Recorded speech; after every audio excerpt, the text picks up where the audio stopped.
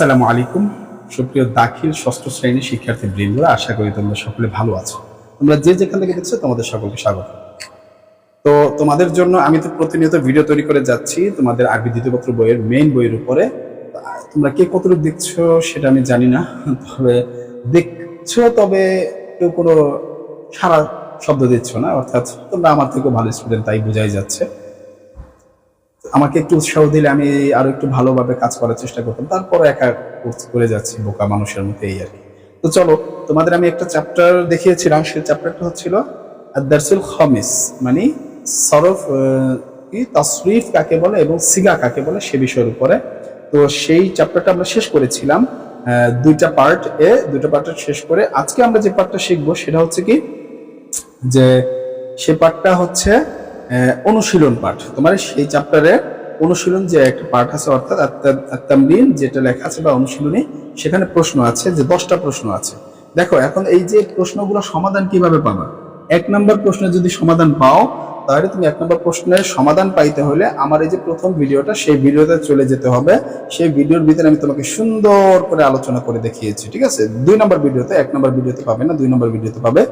সেখানে সুন্দর করে ভেঙে ভেঙে আলোচনা করে দিচ্ছি। কি আলোচনা করেছি সেখানে, যে তাসরিফ, দেখো তোমার পৃষ্ঠা 14তে দেখো উপরের দিকে, তাসরিফের পরিচয়। তাসরিফ শব্দের অর্থ হচ্ছে বিভিন্ন রূপে রূপান্তর করা। এখানে তোমাকে কি চাইছে, তাসরিফ অর্থ কি, তাহলে তুমি কি লিখবা, মানে কোন শব্দকে বিভিন্ন রূপে রূপান্তর করা। 1 নম্বর প্রশ্ন গেল।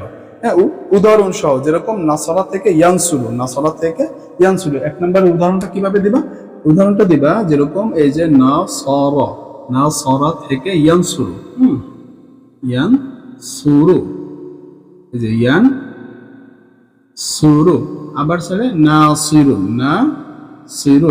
নাসিরুন, এভাবেও দিতে পারো। এই হচ্ছে তাসরিফের রূপান্তর। 2 নম্বরে যদি যাও, 2 নম্বরে, সেই 2 নম্বরে কি আছে, 2 নম্বর প্রশ্নটা দেখি। 2 নম্বর প্রশ্নে বলা হয়েছে যে সিগা কি, সিগা অর্থ কি, কি হিসাবে এর বিভিন্ন সিগা পরিবর্তন হয়, কি হিসাবে এর বিভিন্ন সিগার পরিবর্তন হয়। তাহলে দেখো, তোমরা যদি আমার ওই আগের ভিডিওগুলো দেখো, এই প্রশ্নগুলো তোমরা সহজে পারবে। ওই ভিডিওগুলো ভালো করে দেখতে হবে, বেসিকগুলো বুঝতে হবে, তাহলে এটা পারবে। তো এখানে আমি তোমাকে সংক্ষেপে কিছু বলবো, ধারণা দেবো, যেটা তোমার বুঝতে কষ্ট হয় সেটা বলে দিব। তো এখানে অর্থ কি, অর্থ হচ্ছে রূপান্তর। ওই যে দেখো, আকৃতি, রূপ, রূপান্তর 14 নম্বর পৃষ্ঠায় দেখো, ওখানে বলা আছে, সিগার ভিতরে বলা আছে যে সিগা অর্থ আকৃতি, রূপ, গঠন ইত্যাদি। পরিভাষায় সিগা কাকে বলে, হ্যাঁ, সেটা সংজ্ঞাটা দিয়ে দিবা, যে শব্দের বিভিন্ন রূপকে সিগা বলে, শব্দের বিভিন্ন রূপকে সিগা বলে। আচ্ছা, সেটা গেল।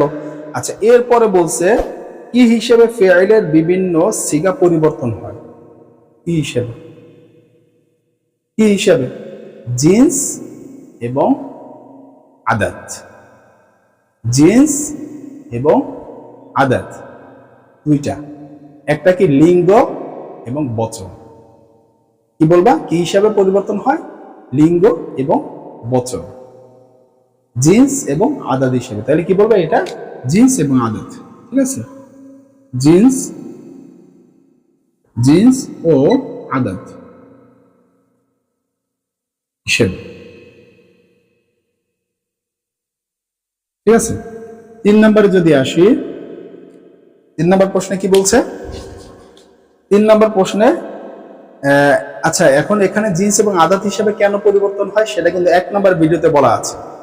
হাজরের সিগা 6টা, গয়েবের সিগা 6টা, মুতাকাল্লিমের সিগা 6টা। দেখো, শুধুমাত্র হাজর, এই যে জিন্সটা, আবার শাখস, হ্যাঁ, আরো একটা কথা এখানে বলতে পারো, এটার ক্ষেত্রে এই 3টা কথাই বলবা, এই তিনটা কথাই বলবা, সবচেয়ে ভালো হয়।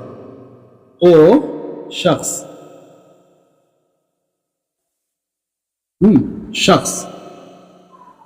শাখস হিসেবে, এই 3টা। আর 3 নম্বরে যেটা বলছে, ঠিক আছে, আর ওই যে বলছিলাম হাজরের হয় 6টা, গয়েবের হয় 6টা, বচন, এক বচন, দ্বিবচন, বহু বচন বলেছিলাম না, জিন্স পুরুষ এবং স্ত্রী, এইগুলোর ভিত্তিতে হয় না, এই সেই তোমার 2 নম্বর প্রশ্নের উত্তর। 3 নম্বর, গয়েবের সিগা কয়টি, ভিডিওতে আলোচনা করেছিলাম না, এখানে লিখে লিখে বুঝিয়েছিলাম না বোর্ডে, যে গয়েবের 6টি সিগা। তাহলে কি 6টি, হ্যাঁ, কি কি, পুরুষের 3টি, স্ত্রীর 3টি, ফাআলা, ফাআলু, সেগুলো লিখতে হবে। কি কি শুধু লিখলে হবে না, লিখতে হবে, তোমাকে লিখে বুঝিয়ে দিতে হবে খাতায়, ওই যে তোমার বইতে শুরুতে আছে ওইগুলাই। ঠিক আছে, স্ত্রীর 6টি, ফাআলাত ফাআলাতা ফাআলান, এভাবে লিখে বুঝাতে হবে। উদাহরণ সহ বলছে না, হ্যাঁ উদাহরণ দিয়ে বোঝাবে। আচ্ছা, হাজারের সিগা কয়টি? ভিডিও দিচ্ছি না, ভিডিওতে আসে না, সেভাবেই লিখবে 6টি। ঠিক আছে, পুরুষের 3টা, স্ত্রীর 3টা, 1 বছর 2 বছর বহু বছর, এভাবে করে।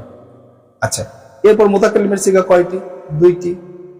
বলেছি না, ফাআলতু ফাআলনা এগুলো দেখিয়েছি না ভিডিওতে আগে, সেখান সেভাবে উদাহরণ সহ দিবে, আমি তো বলেই দিচ্ছি মুখে।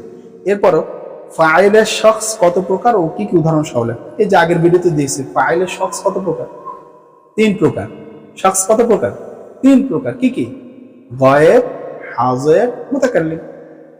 শখস কত প্রকার? তাহলে 6 নম্বরের উত্তর কি হবে? 6 নম্বরের উত্তর হচ্ছে 3 প্রকার। 3 প্রকার। 1 নম্বর হচ্ছে গায়েব, ঠিক আছে। 2 নম্বরে হচ্ছে হাজির, 3 নম্বরে হচ্ছে মুতাকাল্লিম। এই যে এই 3 প্রকার 6 নম্বরের ক্ষেত্রে।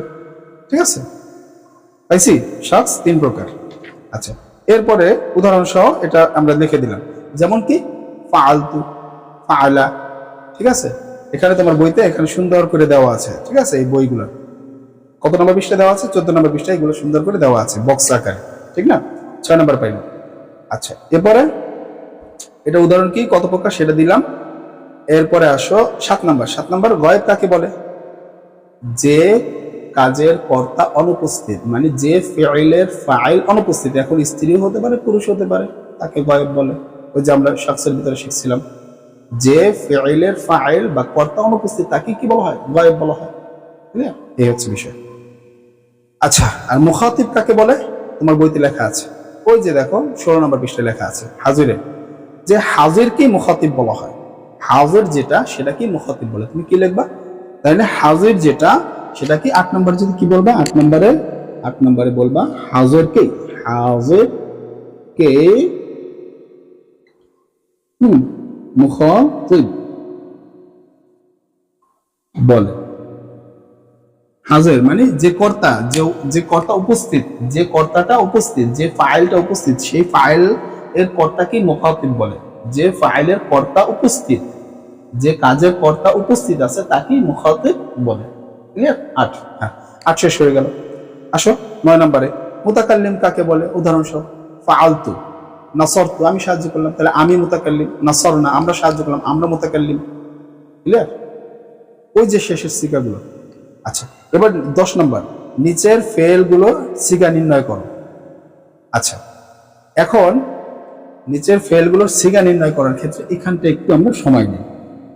এগুলো তো বুঝতে পারছো, ঠিক না? একটু টেনে টেনে দেখো, টেনে টেনে দেখো, পজ করে দেখো, দেখবে হয়ে যাবে, নয়তো ভিডিও তো বিশাল বড় হয়ে যাবে। 10 নম্বরের যে বিষয়টা সেটা হলো 10 নম্বরের বিষয়টা হচ্ছে একে আছে কাতাবা। ঠিক আছে, আমি যদি লিখি ওয়াহিদ, ওয়াহিদ, ওয়াহিদের ক্ষেত্রে এই শুরুতে 1 নম্বরে নাসরা। ঠিক আছে, নাসরা পাবা। এরপরে কি কি আছে? তলাবা। এরপরে আর কি আছে? এক বচনে কি কি আছে?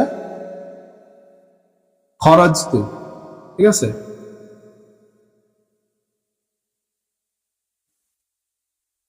খরাজতু এটাও এক বচন, মানে এক বচনে যতগুলো আছে সেগুলো লিখছে। সাল্লামতা, এটাও এক বচন। কুলতু, এটাও এক বচন। এগুলো তোমাকে বের করতে বলছে। ঠিক আছে, দেখো কুল কি কি পাইছি? নাসরা এক বচন, এক বচনের সিগা যেগুলো আছে 10 নম্বরের ভিতরে তোমাকে কি বলেছে? নিচে ফেল গুলোর সিগা বের করতে, বর্ণনা করতে বলছে। তাহলে নিচে যে সিগা গুলো দেওয়া আছে আরবিতে, সেটা কোন বচন, কোন জিন্স, এগুলা, হ্যাঁ এগুলো বিস্তারিত না, শুধু জাস্ট এভাবে তুমি লিখে দিবে যেভাবে আমি লিখে দিচ্ছি। এক বচনের আছে নাসরা, তলাবা, খরাজতু, এরপরে সাল্লামতা, কুলতু। এবার আসো 2 নম্বর, তাসনিয়া।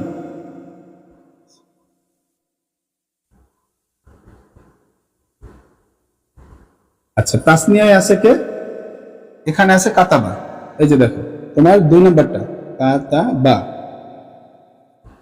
কাতাবা আছে, প্রথমে আছে কি কাতাবা, এরপরে দখলতা, দখলাতা, দখলাতা, এটাও দ্বিবচন। আর কি আছে হাফিজ তুমা, আর কি আছে হাফিজ তুমা, আর কি আছে হাসিব তুমা, হাসিব তুমা,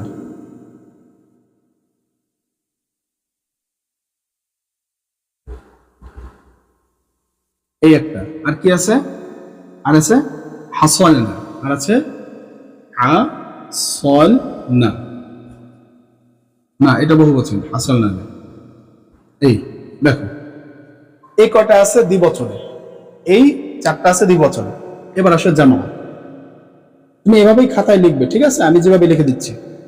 এরপরে আসো কি কি বাকি আছে, আর সামিউ, আর যেগুলো বাকি আছে আমি আর লিখলাম না, যে এইগুলো বাদে, এইগুলো এই কয়টা বাদে আর যতগুলো আছে, ঠিক আছে, আর যতগুলো আছে সবগুলো বহুবচন, ঠিক আছে, সবগুলো কি বহুবচন, স্ত্রী পুরুষ সবই হতে পারে, কিন্তু বহুবচন। তোমার কাছে কি কি এটা কিছু জানতে চাই না, এতটুকু জানতে চেয়েছি। ক্লিয়ার? এ ছিল তোমার এই চ্যাপ্টারের প্রশ্ন সমাধান। তো আশা করি তুমি বুঝতে পেরেছো। পরবর্তী ভিডিওতে আমরা ইনশাআল্লাহ ষষ্ঠ পাঠে তখন আলোচনা করবো নতুন একটি বিষয় নিয়ে, ফেলের মাদের প্রকারভেদ। আজ এ পর্যন্ত, পরবর্তীতে দেখা হচ্ছে। আসসালামু আলাইকুম।